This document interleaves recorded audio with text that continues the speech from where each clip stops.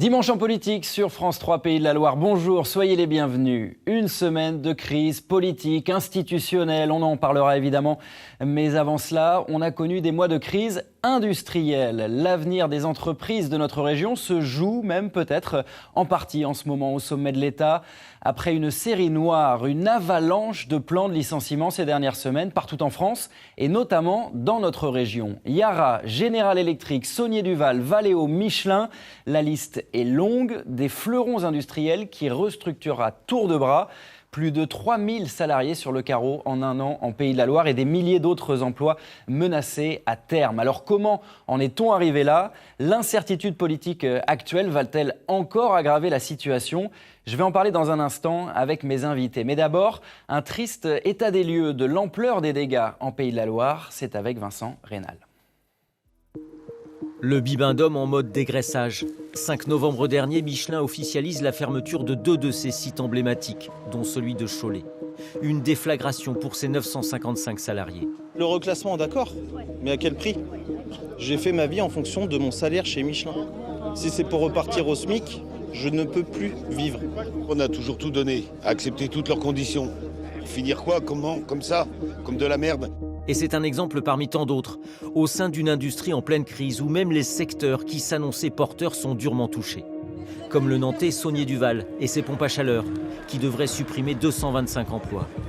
Le fabricant d'éoliennes offshore General Electric à Nantes et Montoire, prêt à licencier d'ici le printemps 360 salariés. Concurrence mondialisée, nouvelles normes environnementales, compétitivité, les causes d'une industrie à l'agonie sont nombreuses, les solutions toujours tragiques. Ce qu'on a donné pour cette entreprise, faire les heures supplémentaires et tout, travailler dans des conditions des fois pour avancer, pour sortir les machines. On était fiers de ça, moi j'étais fier de ça. On est dégoûtés, c'est abasourdi. Moi je suis venu dans l'éolien parce qu'on disait que c'était une filière d'avenir et d'emploi. Et vous voyez, 10 ans après que General Electric rachète ce qui se passe, c'est lamentable. Le fabricant vendéen de meubles Gauthier France, qui compte 700 salariés, est en redressement judiciaire. L'usine de l'équipementier automobile Valeo dans la Sarthe en passe de fermer ses portes. Et le Norvégien Yara, près de Saint-Nazaire, spécialisé en engrais chimiques, lancera une première salve de licenciements à Noël. Et ce n'est sans doute qu'un début. Au niveau national, l'Observatoire français des conjonctures économiques table sur 150 000 destructions nettes d'emplois en 2025. Voilà pour cette litanie assez vertigineuse des licenciements en cours dans notre région. Bonjour Mathias Tavel. Bonjour. Député La France Insoumise de Saint-Nazaire. En face de vous, Denis Masseglia. Bonjour, vous êtes député du parti présidentiel à Cholet dans le Maine-et-Loire. Bonjour. Bonjour. On sera également en duplex du site de Michelin à Cholet avec Richard Grangien. Bonjour, vous êtes délégué CGT du site. On vous retrouvera dans un instant. D'abord, merci spécifiquement à tous les deux. Vous êtes député, vous avez donc vécu une semaine mouvementée à l'Assemblée nationale. On va en parler évidemment dans une deuxième partie de cette émission. Mais d'abord, je voulais savoir votre sentiment quand on entend ces salariés, cette colère. D'abord, est-ce que vous la comprenez ? Est-ce que vous l'entendez ? Et est-ce que quelque part, cette colère, elle n'est pas dirigée un petit peu aussi contre vous, responsables politiques ? Je me tourne vers vous, Denis Masseglia, vous êtes le député de Cholet, là où se trouve le site de Michelin. Oui. La colère, est-ce qu'on la comprend ? Bien sûr, ce sont des personnes qui, pendant des années, parfois même des dizaines d'années, ont travaillé dur pour une entreprise. Dans le cas présent, à Cholet, c'est le site Michelin. La manière dont l'entreprise a traité les salariés, j'ai eu l'occasion de le dire, et je le répète ici, n'est pas acceptable, n'est pas respectueuse de l'engagement des salariés envers cette entreprise qui a permis à la ville de Cholet de devenir ce qu'elle est aujourd'hui. Demander de rencontrer les salariés un lundi soir pour leur dire le lendemain dans une grande salle « on vous licencie, voici nos conditions » sur une feuille recto verso A4 n'est pas acceptable. Est-ce que donc il est normal que les salariés de Michelin soient énervés, souffrent de la situation ? La réponse est oui. Donc la colère, elle se dirige uniquement vers la direction de l'entreprise. On verra ce qu'en pense Richard Grangien dans un instant. Elle se dirige également envers quelle est votre part de responsabilité à vous ? Elle se dirige également envers les élus, bien entendu. Parce qu'aujourd'hui, il y a beaucoup de souffrance chez des personnes qui ont autant donné pour l'entreprise. Maintenant, la réponse que nous, les élus, devons faire, c'est celle d'apporter des réponses et des solutions. On n'est pas jugé sur un tourisme ponctuellement lorsqu'il y a des difficultés sur tel ou tel territoire.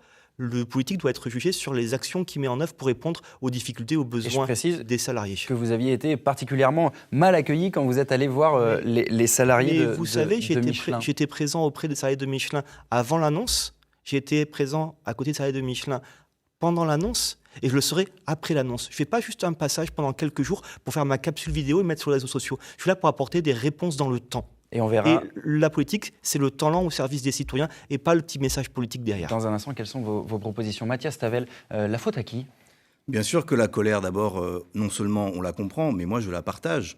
Parce que ce résultat, c'est le résultat des directions d'entreprises qui font des choix souvent dirigés vers le profit pour les actionnaires et au mépris des salariés et de l'investissement. Mais c'est aussi l'échec de 7 ans de politique macroniste, où nous n'avons pas eu de politique industrielle, alors même que nous avons porté des propositions, que nous avons alerté sur un certain nombre de sujets.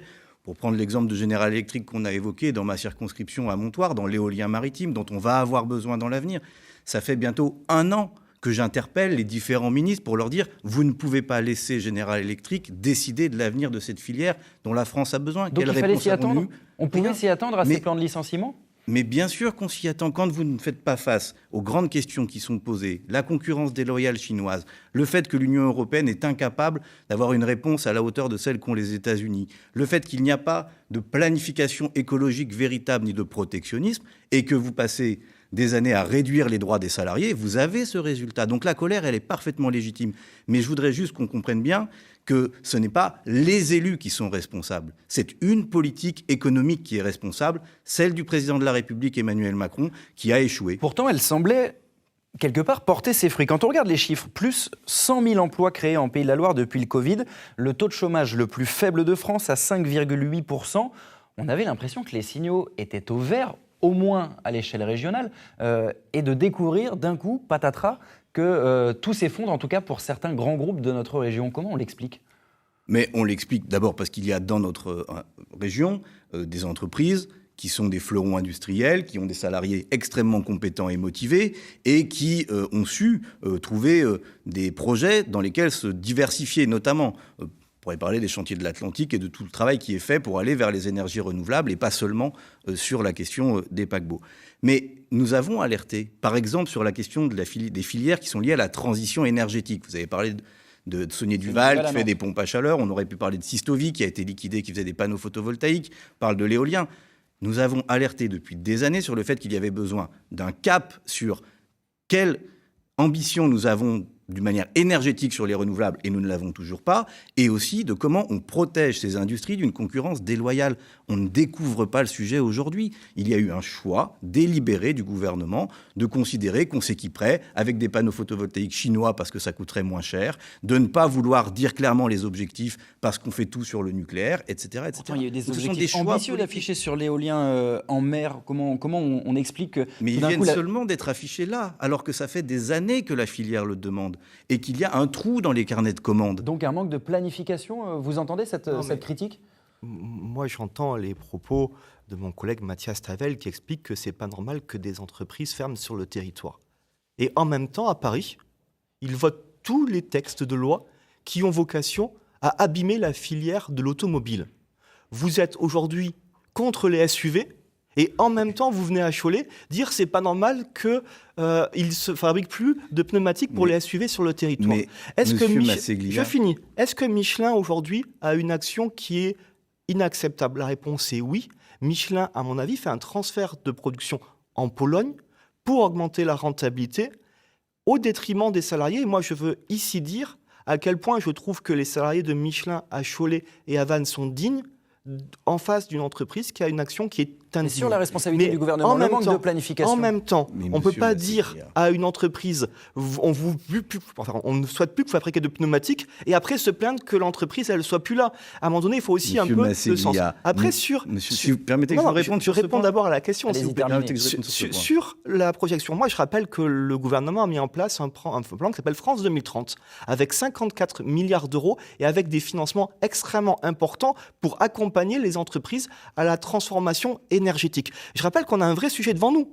On passe des voitures thermiques aux voitures électriques dans un premier temps et dans un dernier temps aux voitures potentiellement autonomes. Ça va transformer la filière de l'automobile. Et plutôt que de nous écharper pour en chercher les responsabilités, ce que vous voulez faire en mettant en avant tel ou tel gouvernement, travaillons ensemble. Sortons de nos postures pour apporter des réponses aux Français. Mathias Tavel, puis après on ira voir Richard. D'abord, rapidement, sur l'automobile.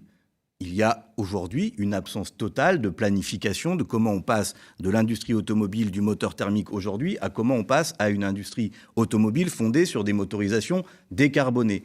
Vous prétendez que le SUV est l'avenir. Moi, je pense que l'avenir, c'est plutôt le petit véhicule électrique. Et il y a des projets sur cette question-là. Vous alors quand ces entreprises ferment. Laissez-moi terminer. Mais bien sûr que si.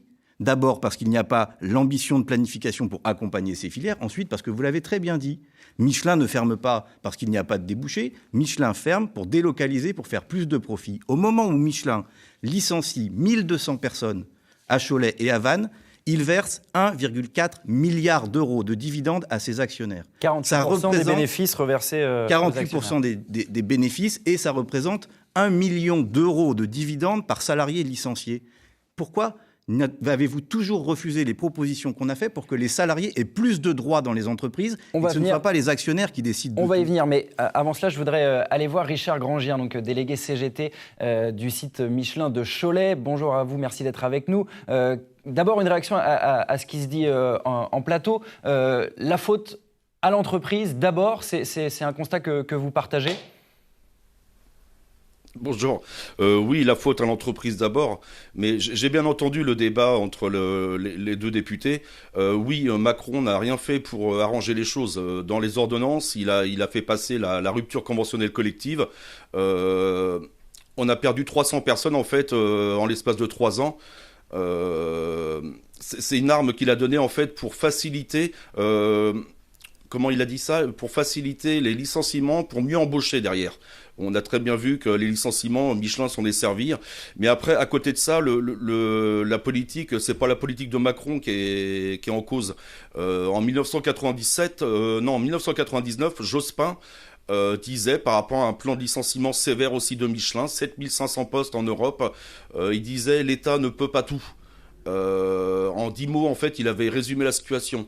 L'autre jour, j'ai rencontré le ministre Ferracci, ou l'ancien ministre d'ailleurs Ferracci, à la sous-préfecture de Cholet. Avant un monologue de 5 minutes, il nous a dit « Michelin est une entreprise de droit privé ». Il avait tout dit en fait, il pouvait rien faire. Et ça fait quand même des années, des dizaines d'années que ça dure.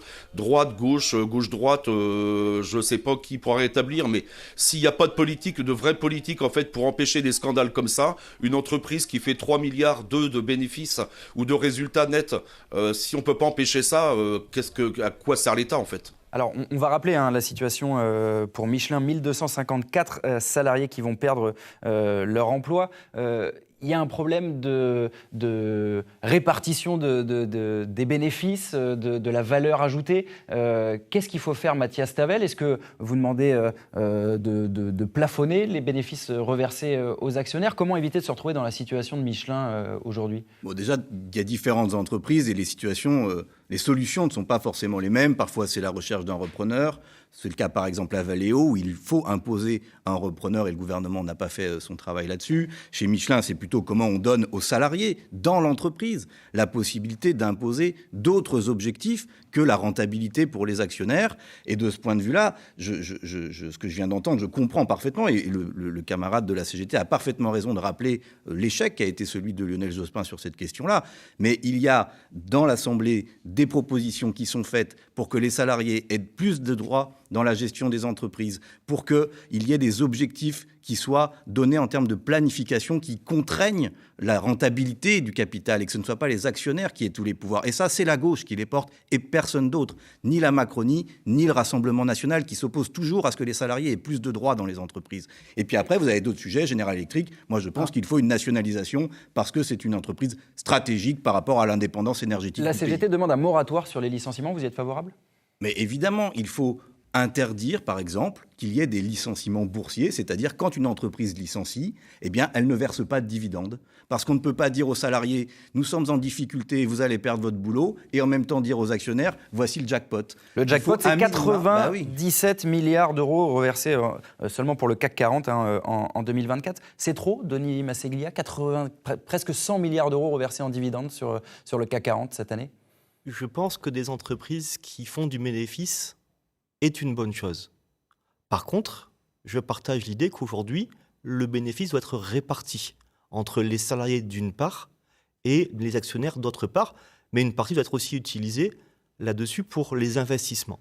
Sur l'automobile, je pense qu'il faut dissocier plusieurs entreprises. Encore une fois, la manière dont Michelin gère le site de Cholet et les 955 salariés n'est pas acceptable et n'est pas respectueuse des salariés. Mais en même temps, si on prend le cas d'une autre entreprise, mais du coup, celle de Bosch, par exemple, qui est à Rodez, plus précisément à Aulnay-Château. Ils font des injecteurs-pompes. La technologie, avec le fait que les véhicules passent à électrique, n'a malheureusement plus de débouchés. Et on peut comprendre à ce moment-là qu'il est normal qu'elle revoie sa stratégie et qu'elle fasse évoluer ses productions pour répondre aux besoins. La réalité, et je le dis, et c'est un sujet qui est complexe, c'est qu'il est nécessaire d'avoir moins de professionnels pour produire une voiture électrique que pour produire une voiture thermique. Donc il va falloir accompagner une entreprise cette qui licencie. Est-ce qu'elle a le droit de toucher de l'argent public? On se souvient de Michel Barnier, l'ancien Premier ministre, qui disait « Je veux savoir ce qui a été fait de l'argent public dans ces grandes entreprises ». Est-ce qu'on le sait d'abord, ce que Michelin a fait de l'argent public? Alors là, vous posez une question à laquelle il faut poser la question à Michelin. Je l'ai moi-même fait sur plusieurs sujets, tant sur les productions qui ont été transférées en Pologne et en Italie, et Michelin n'a pas répondu. Et ce n'est pas acceptable. Et j'ai demandé d'ailleurs, dans ce cadre-là, à ce que la commission des affaires économiques de l'Assemblée nationale rencontre Michelin. J'ai eu le retour de la présidente qui est LFI, qui m'a dit qu'elle allait mettre en place une table ronde, et ça fait 3 relances que je fais, sur lesquelles je n'ai pas de date. Vraiment, donc moi j'aimerais qu'on puisse rencontrer Michelin pour leur poser des questions, parce que Michelin doit répondre à la représentation nationale sur la raison réelle du transfert de la production de Cholet en Pologne. Mais monsieur, vous savez d'abord très bien, nous sommes évidemment favorables à auditionner Michelin, mais vous savez très bien que la présidente de la commission n'a pas le pouvoir de contraindre, monsieur Aurélie Trouvé, ma camarade, n'a pas le pouvoir de contraindre la direction de Michelin à venir dans sa commission. Il faudrait pour cela une commission d'enquête. C'est la raison pour laquelle nous avons, proposé qu'il y ait une commission d'enquête sur l'usage de l'argent public par les entreprises. J'imagine que vous soutiendrez cette démarche et que vous voterez pour. Mais je vais plus loin. Non, il n'est pas normal qu'il y ait de l'argent public versé et des entreprises qui licencient. Il faut à minima qu'il y ait le remboursement des aides publiques dans ces conditions. Mais plus encore, il faut que lorsqu'il y a des aides publiques qui sont versées, il y ait des conditions et il y ait un contrôle, y compris par les salariés. Or, M. Masseglia, à chaque fois que nous avons déposé des amendements pour qu'il y ait des conditions aux aides publiques et du contrôle sur l'usage qui en est fait, les députés macronistes, vous avez systématiquement voté contre. Vous dites qu'il n'y a pas de contrôle dans le cas d'une demande de crédit d'impôt recherche? Non. Donc, il n'y a pas de dossier à déposer pour faire une demande de subvention. Alors, il n'y a pas de contrôle par les salariés sur l'usage qui est fait de l'argent public dans les entreprises. On va demander à Richard Grangien ce qu'il en pense sur cette question de l'argent public versé à des groupes qui licencient, en l'occurrence la Michelin. Vous faites confiance aux députés, à la représentation politique pour porter ces dossiers-là, d'enquêter sur ce qui s'est réellement passé au sein du groupe Michelin ?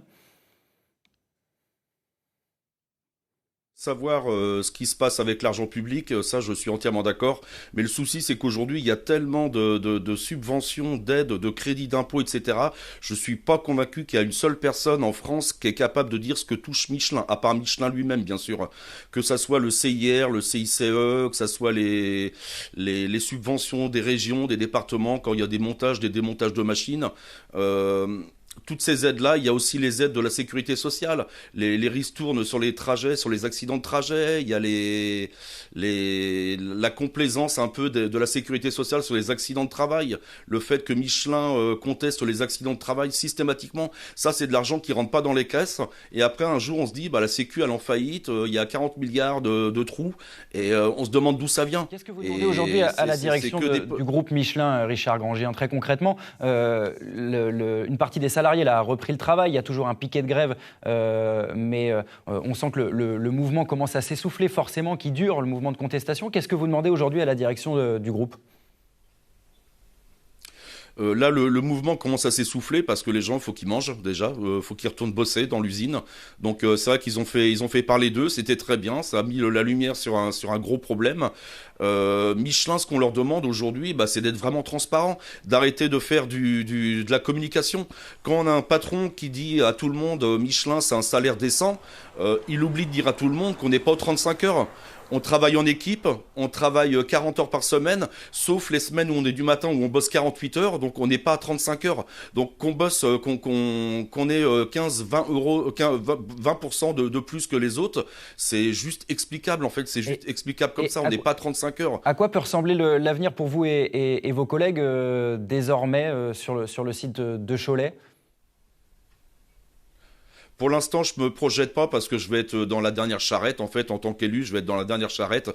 Donc, pour l'instant, je m'intéresse plutôt à mes collègues. Les négociations vont commencer parce que Michelin, de toute façon, quoi qu'il arrive, il reviendra pas en arrière. Il a décidé qu'il fermera, il fermera. Donc, on va se battre, pas forcément pour le chèque, parce que le chèque c'est bien, mais c'est vite dépensé. On va se battre pour que les gens qui sont arrivés sans diplôme repartent avec une formation, repartent avec un bagage. Parce qu'aujourd'hui, dire on va vous aider, on a très bien vu à La Roche-sur-Yon en 2019 ce qui s'est passé. Sur les 600 personnes qui ont été foutues à la porte, alors Michelin a communiqué, on a refait 605 emplois derrière, sauf que dans les 605 emplois qu'ils ont refait, sur les 600 licenciements, il y a eu 5 salariés de Michelin qui ont retrouvé un emploi via ce réseau-là, en fait, c'est... L'enjeu, ce sera donc l'accompagnement, on l'entend évidemment, des salariés de Michelin et d'ailleurs. Merci beaucoup, Richard Grangien. Je me tourne vers vous, Denis Masseglia. L'État sera présent pour accompagner ces salariés ? L'État a annoncé qu'il y allait avoir du suivi et il va y avoir le 13 décembre le comité de pilotage. Et la réalité, c'est qu'il faut qu'on accompagne les demandes légitimes qui ont été faites. Oui, les salariés de Michelin de Cholet et de Vannes ont beaucoup travaillé pour l'entreprise. Et Michelin doit prendre ses responsabilités. Il doit accompagner individuellement chaque salarié pour apporter une formation, pour apporter un accompagnement financier. L'État peut être contraignant là-dessus ? Mais l'État doit être conciliant. Il ne peut pas, il doit être. Mais Michelin doit aussi, et ça c'est important, s'assurer que demain, sur les 40 hectares de Cholet, d'autres entreprises puissent arriver pour permettre aux salariés de Michelin de pouvoir travailler dans de nouvelles structures. Et ça, c'est extrêmement important. Donc, la responsabilité incombe notamment à l'État à présent. Quel État et quel exécutif ? Après la semaine que l'on a passée, il y aura des conséquences sur l'industrie. Il y avait un plan industrie qui avait été présenté fin novembre qui est suspendu, avec notamment, on en parlait, la possibilité d'activer du chômage partiel longue durée. Tout ça est mis sur pause. Est-ce que la crise politique actuelle, elle ne risque pas d'aggraver encore cette crise industrielle, Mathias Tavel ?